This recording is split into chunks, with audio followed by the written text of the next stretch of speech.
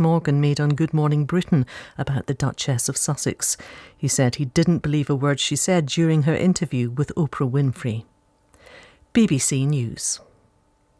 And now on Radio 4, the third instalment of Tom Mayhew's autobiographical stand-up series, looking at the prejudices faced by the working class.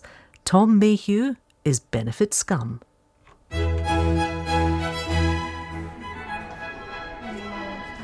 Welcome back to the job centre, Thomas. Did you get that job down the mines? Well, I definitely feel like I'm stuck in a massive hole.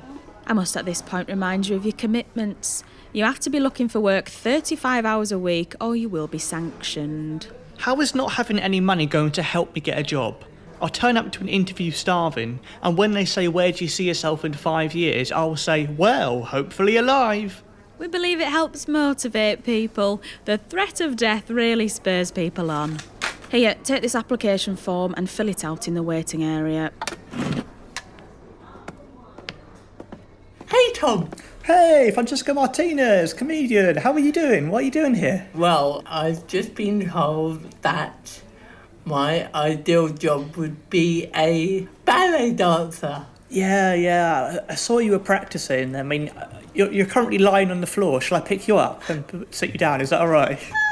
Well, yeah, let me get my tutu off first. I did to do the test to see what I could retrain as, and it said I can be either a footballer or a boxer or a bingo caller. That's a very odd Venn diagram, isn't it? You're a bit past it, Tom, to enter the Premier League, aren't you? I could try my best. I could kick a ball.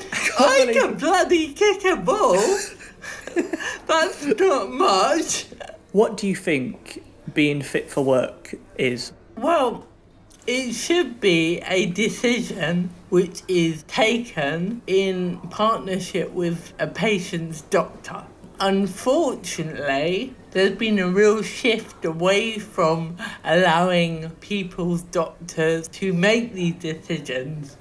New Labour brought in work capability assessments in 2008, and this saw a real change to private companies such as Atos carrying out these assessments. And I think the whole culture changed to the assumption that there were hundreds of thousands of disabled people out there scamming the system and wanting to sit on their sofas and watch Jeremy Kyle.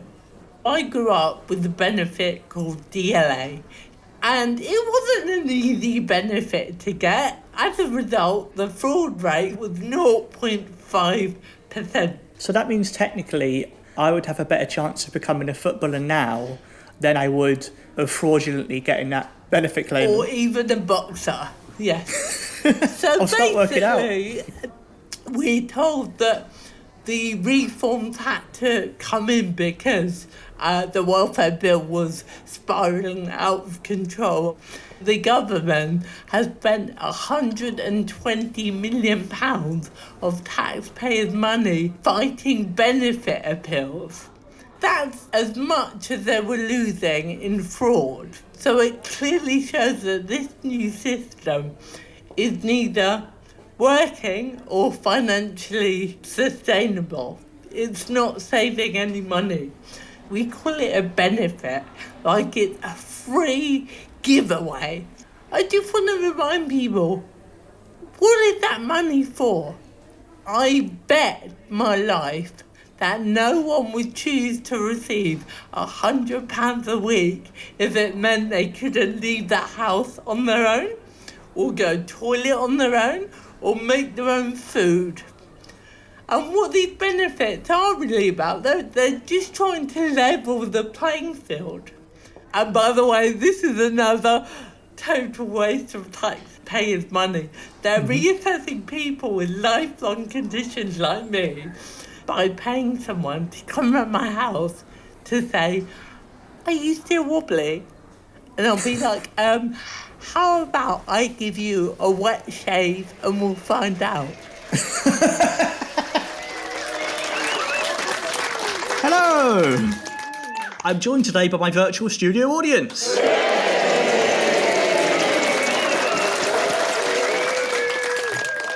The audience haven't paid any money to be here today. I know, what a load of scroungers.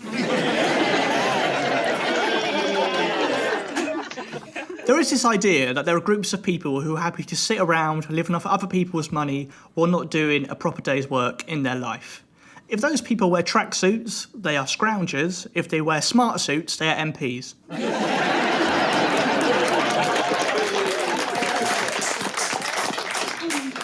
It's a deliberate plan to make people think that benefits are undeserved. That is shown by the name, benefits. I've never liked that phrase because to me, growing up, a benefit was when someone got their wages and then they got like a free aeroplane on top. I'm sorry, I don't know what rich people get. But benefits are defined by the government as the lowest amount for you to survive on, the lowest amount you can live on. So it doesn't make sense. Like, if you had a friend with benefits and someone said, so, how often do you two have sex? And you said, oh, we don't have sex, but once a year they wish me happy birthday on Facebook.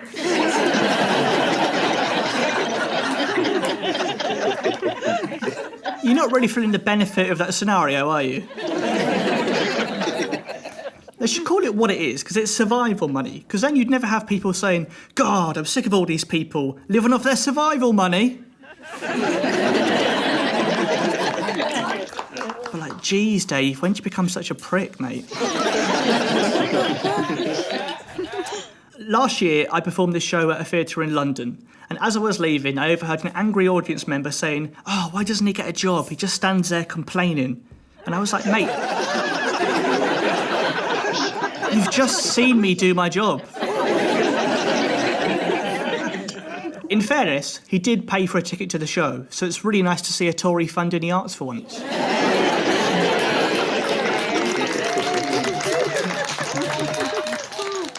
I was born 3 months premature. Basically, what that means is if you don't get any of my jokes, don't worry, just wait 3 months.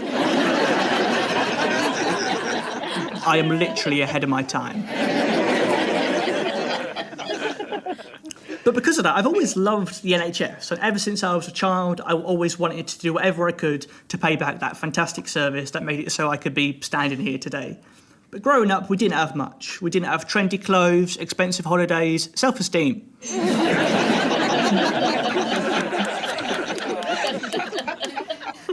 All through my life, people have said, Tom, you should really be more confident. You should be more confident. Tom, you should really be more confident. And you'd think that would have fixed it?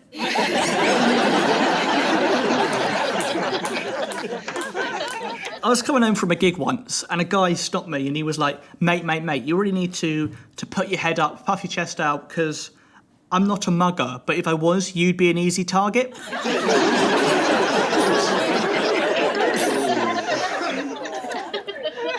I don't know if anyone else has been the victim of a hypothetical mugging before.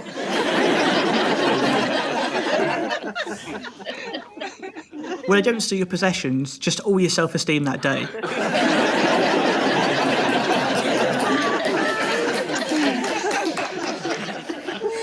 Though I always think I'd be a really bad muggy, though, because when someone says, give us all your money, they usually expecting more than £2.50.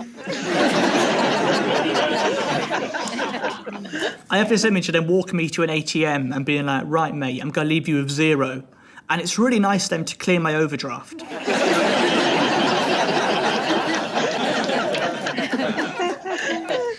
But even then, I had enough confidence to know that I wanted to fight for more. I was the first person in my family to go to university. It was never in my plan to find myself signing on. No one plans to find themselves surviving on 50 quid a week. They say that money can't buy happiness, but it can. It could buy you antidepressants.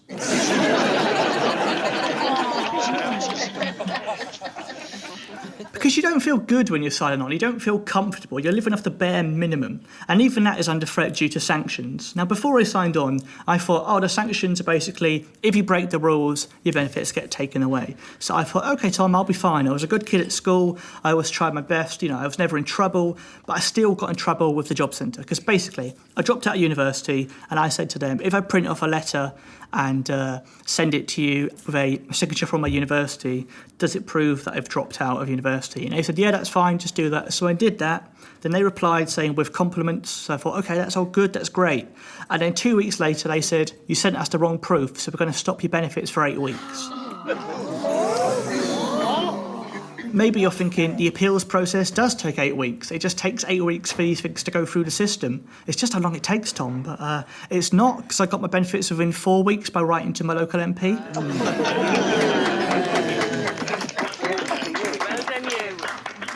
Shout out former Tory MP David Gauke.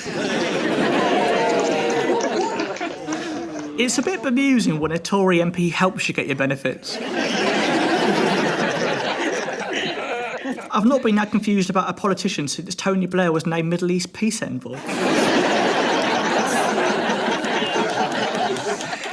When you're faced with the possibility of 8 weeks without money, it's terrifying. I wasn't sleeping, I wasn't eating, I was sending out tons of applications every single day, checking my emails every 10 minutes to see if I heard back. One of the things I genuinely applied for was to be the Queen's butler. Did you get it? No, I didn't get it, Jesus.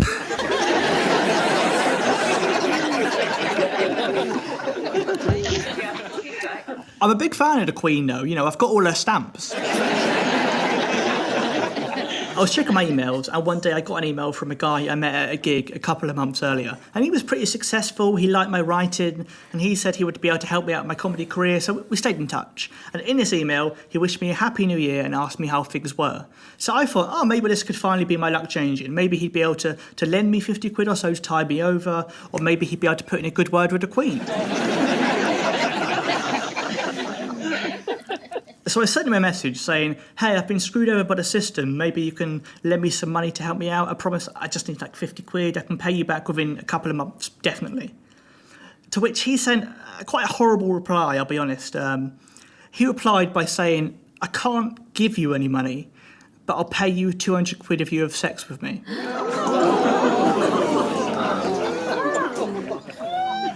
And I didn't do it because I'm worth at least 350.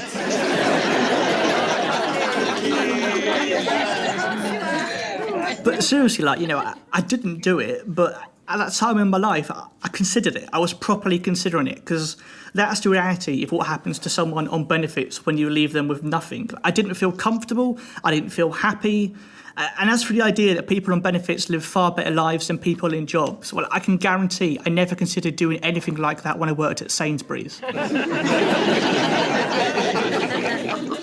There's no way I'd let him pay in nectar points.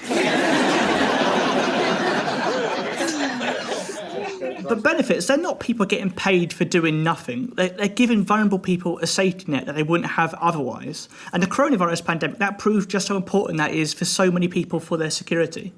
And like the vast majority of people on benefits, I never thought I will live off survival money. I needed that survival money to live. Despite what some people may think, since I was born, I've always wanted to earn lots of money to pay back society for this chance that I've been given. The next time I'm hypothetically mugged, I want a mugger to feel like they've hit the jackpot. I want so much money that the Queen becomes my butler and puts my face on a stamp. And if that money helps someone vulnerable get back on their feet, well then, that's an aspect of society that, frankly, we should all be proud of.